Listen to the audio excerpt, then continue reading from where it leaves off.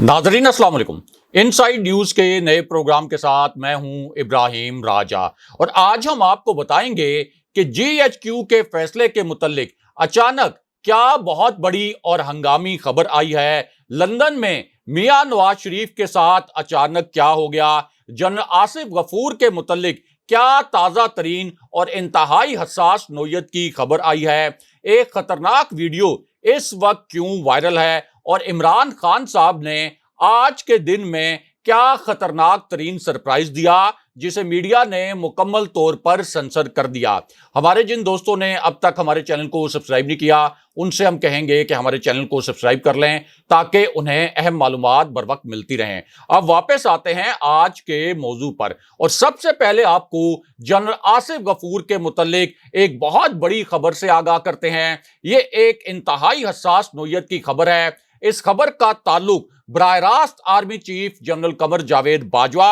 और इमरान खान साहब से है। Army chief general Qamar Javed Bajwa की जो मुद्दत मुलाजमत है ये 29 नवंबर 2022 को खत्म हो रही है और अगर जनरल बाजवा अपने इस एक्सटेंडेड टेन्योर के बाद एक्सटेंशन नहीं लेते तो फिर 30 नवंबर को नए आर्मी चीफ का तकर्रुर होगा। इसी तरह 30 नवंबर को नए chairman joint chief of staff की भी तकर्री होगी और इसी पूरी सूरत हाल में अब जनरल आसिफ गफूर के मुतल्लिक एक बहुत बड़ी इंतहाई हसास नोयत की और ताजा तरीन खबर आई है और वो खबर यह है कि अगर army chief general Qamar Javed Bajwa जिस तरह से DG ISPR ने ऐलान किया था कि वो एक और एक्सटेंशन नहीं लेंगे यानी 29 नवंबर 2022 को रिटायर हो जाएंगे तो फिर 5 ताकतवर तरीन जो जनरल्स हैं उनकी एक सीनियरिटी लिस्ट मौजूद है। लेकिन यहां पर एक बहुत ही तहलका खेज किस्म का दावा किया गया है।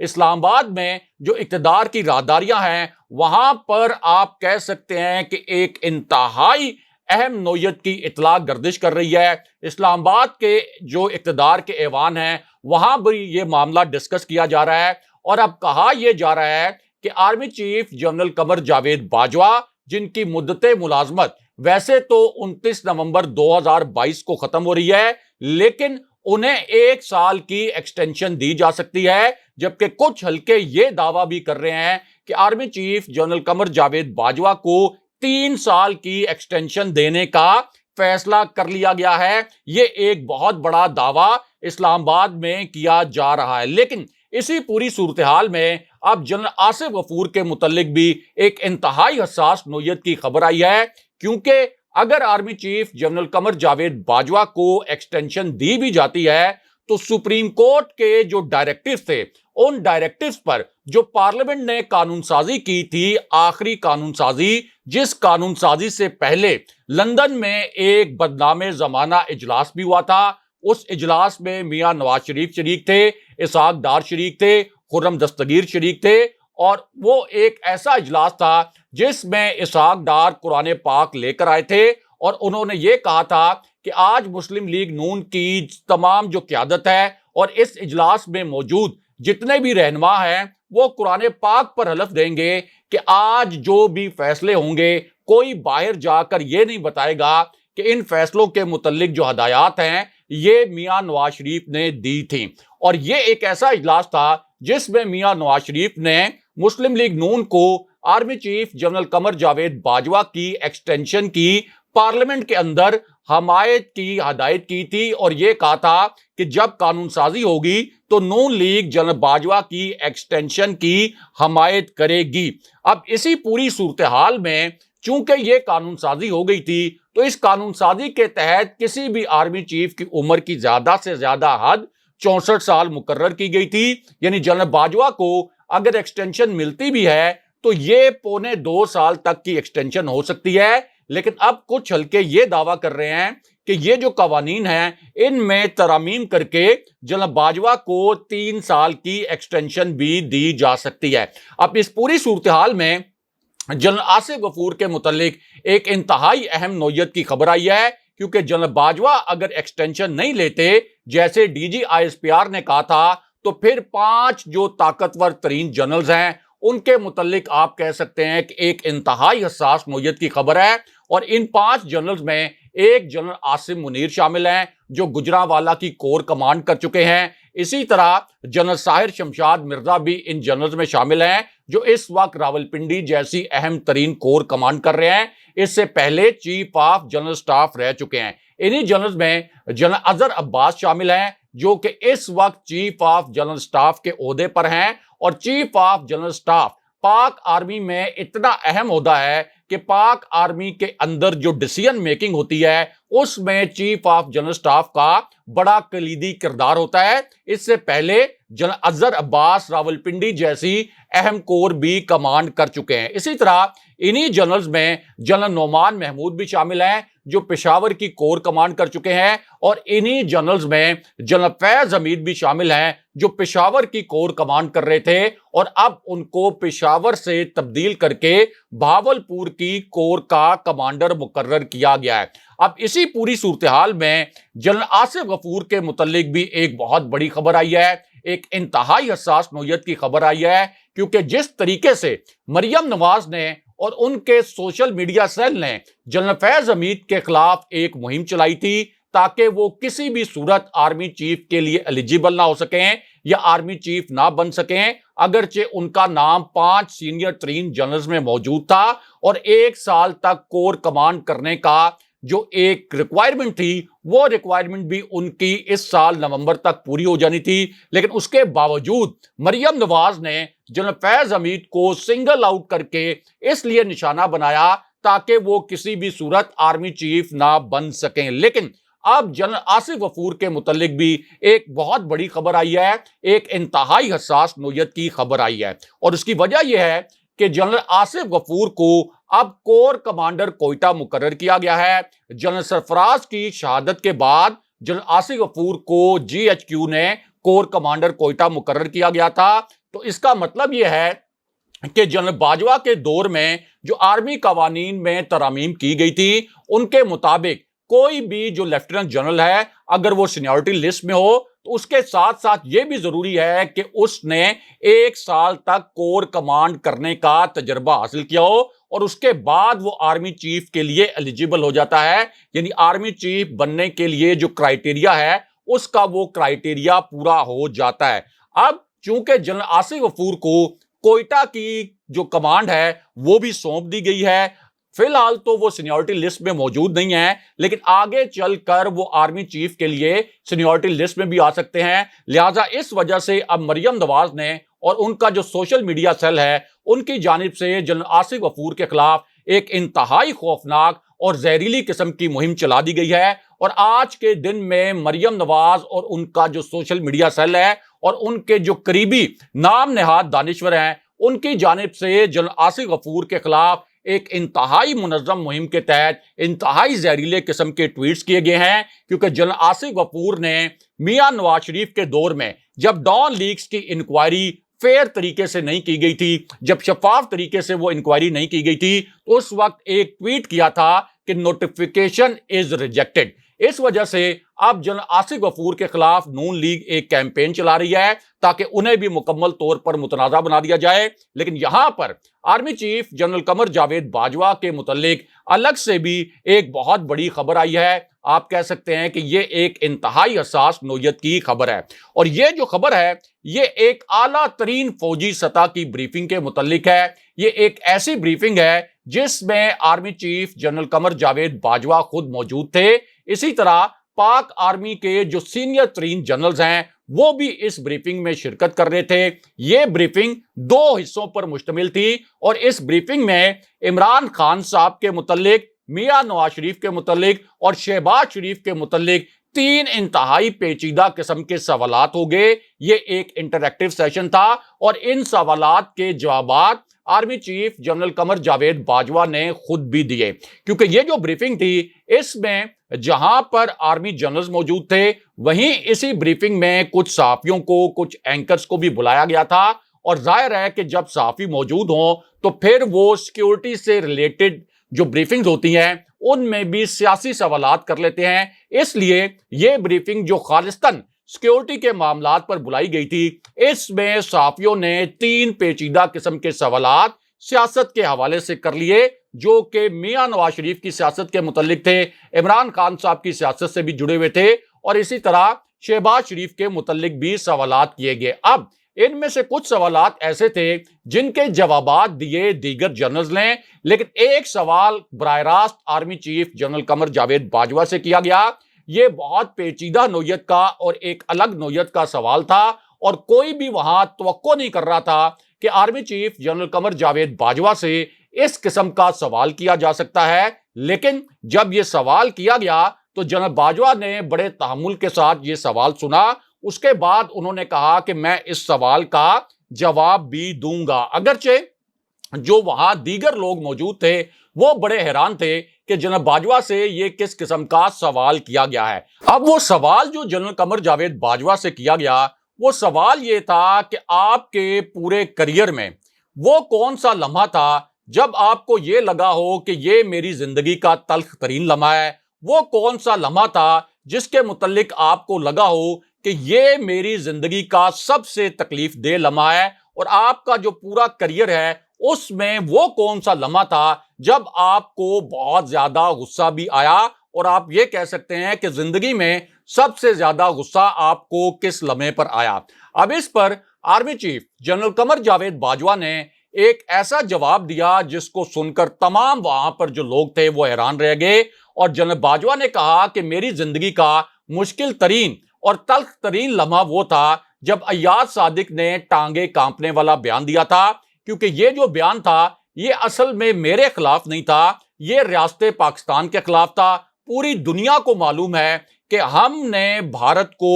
اس دن شکست دی تھی، ہم نے ابھی نندن کا طیارہ بھی مار گرایا، ہماری افواج نے 2 طیارے مار گرائے بھارت کے، پوری دنیا نے ہماری فتح کو ایکنالج کیا، لیکن ایاز صادق نے ہماری ریاست کی جو فتح ہے اس کو ایک ناکامی میں بدلنے کی کوشش کی، اور بھارت کو ایک بیانیہ دیا کہ وہ اس بیانیے کو منفی طور پر استعمال کر سکے۔ اور جنرل باجوہ نے کہا کہ یہ میری زندگی کا مشکل ترین لمحہ تھا، تکلیف دہ سب سے لمحہ تھا، اور اس وقت فوج کے اندر سے بھی یہ وائبز آئیں کہ ایاز صادق کے خلاف کارروائی کی جائے، لیکن میں نے جمہوریت کے مفاد میں ایاز صادق کے خلاف کارروائی نہیں کی، اور اس وقت میں اپنا جو غصہ ہے وہ پی گیا۔ لیکن اب یہاں پر سوشل میڈیا پر بہت سے لوگ یہ بھی سوال کر رہے ہیں کہ اگر شہباز گل کے خلاف ایک بیپر پر کارروائی کر سکتی ہے، اور جس طرح سے اس امپورٹڈ حکومت نے صرف ایک بیپر کو غلط رنگ دے کر اور غلط معنی پہنا کر شہباز گل کے خلاف کارروائی کی ہے، تو ایاز صادق کے خلاف اب تک کوئی کارروائی کیوں نہیں ہوئی، یہ سوال کیا جا رہا ہے۔ لیکن یہاں پر GHQ کے فیصلے کے متعلق بھی ایک بہت بڑی اور اہم نوعیت کی خبر آئی ہے۔ اسی فیصلے سے جڑی ایک ویڈیو بھی سامنے آ گئی ہے، اور جیسے یہ ویڈیو سامنے آئی، عمران خان صاحب نے آج کے دن میں 2 ایسے حساس نوعیت کے انکشافات کر دیے، 2 ایسے جملے بول دیے جنہیں میڈیا نے سنسر کر دیا۔ میڈیا ان جملوں کا بوجھ نہیں اٹھا سکا، لیکن ہم آپ کو بتاتے ہیں کہ عمران خان صاحب نے ان 2 جملوں میں کیا کہا تھا، اور اصل میں خان صاحب کا یہ جو 47 سیکنڈ کا کلپ تھا اس میں کیا الفاظ خان صاحب نے بولے تھے جو میڈیا نے سنسر کر دیے۔ تو عمران خان صاحب کا جو پہلا انکشاف تھا اس میں خان صاحب نے نیوٹرلز کو مخاطب کیا، یعنی اسٹیبلشمنٹ کو مخاطب کیا، اور اس کے بعد خان صاحب نے یہ الفاظ بولے کہ ملک کی سب سے بڑی سیاسی جماعت تحریک انصاف کو فوج کے ساتھ لڑانے کا منصوبہ بنایا گیا ہے، ہماری حکومت گرانے پر بہت زیادہ خوشی بھارت اور اسرائیل میں منائی گئی، لیکن اس کے بعد خان صاحب نے ایک انتہائی سینسٹیو قسم کا، انتہائی حساس نوعیت کا جملہ بول دیا، اور یہ ایک ایسا جملہ تھا جہاں سے آپ کہہ سکتے ہیں کہ میڈیا کے پر جلنا شروع ہو گئے، میڈیا خوف کا شکار ہو گیا، اور میڈیا نے خان صاحب کا یہ جملہ بھی سنسر کر دیا۔ اب یہ جو جملہ تھا اس میں عمران خان صاحب نے یہ الفاظ بولے کہ کوشش کی جا رہی ہے کہ کوئی ایسا لاجک دیا جائے کہ پی ٹی آئی اور فوج ایک دوسرے کے مخالف ہیں، سب کو یہ تکلیف تھی کہ فوج اور حکومت ایک پیج پر کیوں چل رہے ہیں۔ 800 کے قریب جعلی ویب سائٹس ایسی تھیں جن پر عمران خان اور پاکستانی فوج کو ٹارگٹ کیا جا رہا تھا، لیکن اس کے بعد خان صاحب نے ایک طاقتور شخصیت کا نام لے کر ایسا واقعہ سنایا جس کو مکمل طور پر سنسر کر دیا گیا۔ یہ جو 17 سیکنڈ کا کلپ تھا، یہاں پر خان صاحب نے جو الفاظ بولے، میڈیا نے ان الفاظ پر بیپ لگا دی، اور کچھ چینلز ایسے تھے جنہوں نے عمران خان صاحب نے جب یہ الفاظ بولے تو ایک کمرشل بریک لے لی۔ لیکن ہم آپ کو بتاتے ہیں کہ خان صاحب کا یہ جو 16 سیکنڈ کا کلپ تھا، اس میں عمران خان صاحب نے ایک طاقتور شخصیت کے متعلق کیا بہت بڑا انکشاف کیا۔ اب یہ جو انکشاف تھا، اس میں بھی خان صاحب نے نیوٹرلز کو مخاطب کیا، اسٹیبلشمنٹ کو مخاطب کیا، اور اس کے بعد خان صاحب کا کہنا تھا کہ بھارت میں جو ممبئی حملے ہوئے، اس کے بعد آصف علی زرداری نے ڈی جی آئی ایس آئی کو بھارت بھجوانے کا ایک بیان دیا۔ اس سے زیادہ خطرناک حملہ پاک فوج پر اور کیا ہو سکتا ہے؟ اس کے بعد جو بدترین سازش فوج کے خلاف کی گئی تھی، جس کے متعلق جنرل راحیل شریف نے بتایا تھا، یعنی ڈان لیکس، اور اس سے پہلے میمو گیٹ، جس میں آرمی چیف اور D G I S I supreme court میں بھی پیش ہوئے تھے، لیکن اس سازشوں کا کیا نتیجہ نکلا؟ اور یہ جو سازشیں کی گئی تھیں، ان کے کرداروں کے خلاف کیا کارروائی کی گئی ہے؟ لیکن اس کے بعد عمران خان صاحب نے ایک انتہائی طاقتور شخصیت کا نام لیا، جس کا تعلق پاکستان کے سب سے طاقتور ادارے سے ہے۔ یہاں پر خان صاحب نے کچھ ایسے حساس جملے بولے جنہیں میڈیا نے مکمل طور پر سنسر کر دیا، لیکن ہم آپ کو بتاتے ہیں کہ عمران خان صاحب نے کس طاقتور شخصیت کا نام لیا، اور اس طاقتور شخصیت کا جو تعلق ہے یہ کس طاقتور ادارے سے ہے۔ اب خان صاحب نے یہ جو راز کھولا، اس میں خان صاحب نے بتایا کہ ایک بڑی ہی خفیہ قسم کی ملاقات ہوئی۔ اس ملاقات کے حوالے سے خان صاحب نے یہ بھی بتایا کہ یہ ملاقات کس شہر میں ہوئی تھی، پھر شہر کا جو مقام ہے وہ بھی عمران خان صاحب نے بتایا، اور خان صاحب نے پھر یہ کہا کہ چیف الیکشن کمشنر نے یہ جو ان کی خفیہ سرگرمیاں تھیں، ان کی جو خفیہ ملاقاتیں تھیں، اس کے بعد فارن فنڈنگ کیس میں ہمارے خلاف فیصلہ دیا، ہماری پارٹی کو توڑنے کا پورا پلان بنایا گیا ہے، ہمیں نقصان پہنچانے کا جو پہلا مرحلہ ہے وہ الیکشن کمیشن کے ذریعے پورا کیا جا رہا ہے، اور جھوٹی رپورٹس بنا کر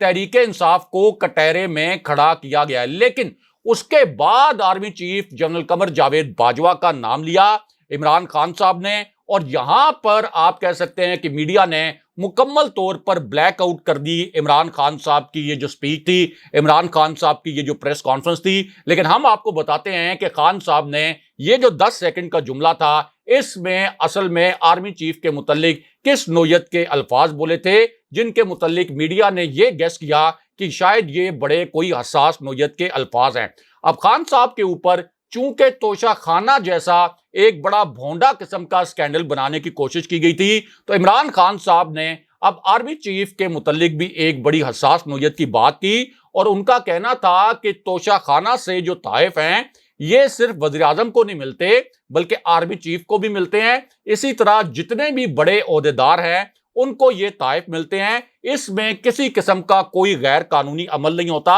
اور اگر تحقیقات کرنی ہے تو پھر یہ تحقیقات آرمی چیف سمیت سب سے ہونی چاہیے۔ لیکن اس کے بعد خان صاحب نے آخری سب سے خطرناک نوعیت کا انکشاف کر دیا، لیکن یہ جو انکشاف تھا 7 سیکنڈ کے کلپ میں، اس کو بھی میڈیا نے سنسر کر دیا۔ لیکن ہم آپ کو بتائیں گے کہ اس 7 سیکنڈ کے کلپ میں عمران خان صاحب کے الفاظ کیا تھے۔ اب خان صاحب نے اس کلپ میں یہ الفاظ بولے کہ پی ٹی آئی اور فوج کو لڑانے کی سازش اتنی خطرناک ہے کہ اگر ملک کی سب سے بڑی جماعت کو فوج کے سامنے کھڑا کر دیا گیا تو پھر اس ملک کو ناقابل تلافی نقصان پہنچے گا۔ میں کبھی بھی اداروں کو کمزور نہیں کرنا چاہتا، میرے بیرون ملک کوئی پیسے نہیں پڑے ہوئے، میرا جینا مرنا پاکستان کے اندر ہے، ہمارے پاس اتنی اسٹریٹ پاور موجود ہے کہ ہم پورے ملک کو بند کر سکتے ہیں، لیکن ہم اس وقت صرف ملک کی خوشحالی اور سلامتی کے متعلق سوچ رہے ہیں۔ لیکن اس کے بعد عمران خان صاحب نے سب سے بڑا انکشاف کر دیا، اور یہاں آپ کہہ سکتے ہیں کہ پوری پریس کانفرنس کا جو عمران خان صاحب کا سب سے اہم نقطہ تھا وہ یہی نقطہ تھا۔ اب خان صاحب نے یہ کہا کہ سازش یہ کی جا رہی ہے کہ الیکشن تک عمران خان کو کمزور کر دو، عمران خان کو نااہل کر دو، پھر میاں نواز شریف برطانیہ سے آئے اور یہ کہا جائے کہ عمران خان کی نااہلی ختم کرانی ہے تو تحریک انصاف نون لیگ کے ساتھ تعاون کرے، اور پھر نون لیگ، پی ٹی آئی اور پیپلز پارٹی مل کر یہ نااہلی والی جو شک ہے یہ ختم کر دیں. یعنی میاں نواز شریف کی نااہلی ختم کروانے کے لیے مجھے نااہل کروانے کا پلان بنایا گیا ہے. لیکن خان صاحب نے پھر یہ وارننگ دی اور یہ کہا کہ مجھے پتا ہے کہ یہ سب کچھ پس پردہ کس قسم کا کھیل چل رہا ہے، لیکن آج میں یہ بتا دوں کہ میں اس قسم کی کوئی ڈیل نہیں کروں گا. میں میاں نواز شریف کی نااہلی کسی بھی صورت ختم نہیں ہونے دوں گا. اس طرح خان صاحب نے میاں نواز شریف کی نااہلی کے خاتمے کے لیے جو ایک گھناؤنا پلان بنایا گیا تھا اس کو نیست و نابود کر دیا. میاں نواز شریف کی سیاست کے تابوت میں آخری کیل ٹھونک دی اور نواز شریف کی نااہلی ختم کرنے کی جو پلاننگ ہے وہ مکمل طور پر تباہ ہو گئی. دوسری جانب سیکیورٹی فورسز کے آپریشن میں 4 دہشت گرد مارے گئے ہیں. اگلے پروگرام تک کے لیے خدا حافظ.